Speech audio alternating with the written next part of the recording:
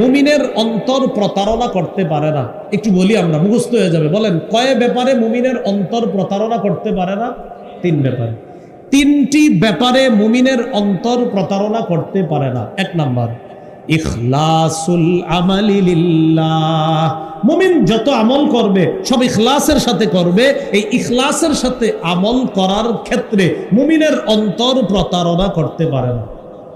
দুই number, one নাসিহাতু লিউলাতিল মুসলিমিনা।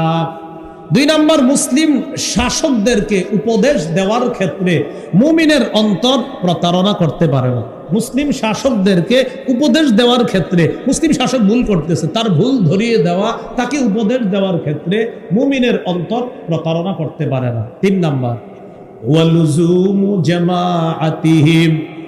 মুমিন জামাতবদ্ধ থাকার ক্ষেত্রে তার অন্তর প্রতারণা করতে পারে।